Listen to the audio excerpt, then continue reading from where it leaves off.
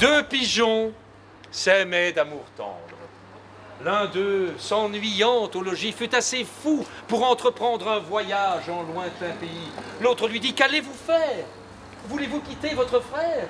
L'absence est le plus grand des maux, non pas pour vous, cruel, au moins que les travaux, les dangers, les soins du voyage changent un peu votre courage. Au moins, si la saison s'avançait davantage, attendez les zéphyrs qui vous pressent. Un corbeau tout à l'heure annonçait malheur à quelque oiseau. Je ne songerai plus que rencontre funeste, que faucon, que réseau. Hélas, dirais-je, il pleut. Mon frère a-t-il tout ce qu'il vaut? Bon souper, bon gîte et le reste? Ce discours ébranla le cœur de notre imprudent voyageur, mais le désir de voir et l'humeur inquiète l'emportèrent enfin. Il dit: ne pleurez point.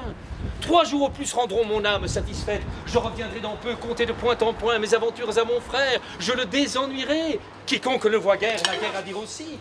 Mon voyage de pain sera d'un plaisir extrême. Je dirai: telle là, telle chose ma vint. Vous y croirez être vous-même. À ces mots, en pleurant, ils se dirent adieu. Le voyageur s'éloigne, et voilà qu'un nuage l'oblige de chercher retraite en quelques lieux. Un seul arbre s'offrit, tel encore que l'orage maltraita le pigeon en dépit du feuillage. L'air devenu serein, il part, tout morfondu, sèche du mieux qu'il peut, son corps chargé de pluie. Dans un champ à l'écart, voit du blé répandu.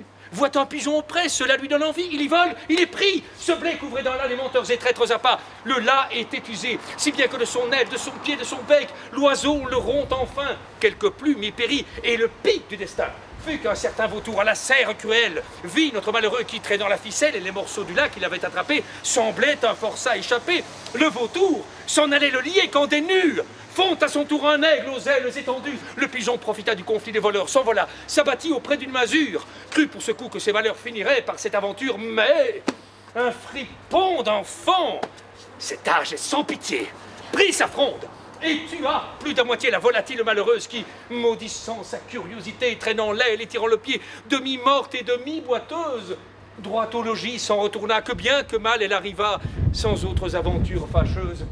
Voilà nos gens rejoints, et je laisse à penser de combien de plaisir ils payèrent leur peine. Amants, heureux amants, voulez-vous voyager? Que ce soit aux rives prochaines. Soyez-vous l'un à l'autre un monde toujours beau, toujours divers, toujours nouveau. Tenez vos lieux de tout, comptez pour rien le reste. J'ai quelquefois aimé. Je n'aurais pas alors contre le Louvre et ses trésors, contre le firmament et sa voûte céleste, changer les bois, changer les lieux, honorés par les pas, éclairés par les yeux de l'aimable et jeune bergère pour qui, sous le fils de Cythère, je servis, engagé par mes premiers serments. Hélas, quand reviendront de semblables moments?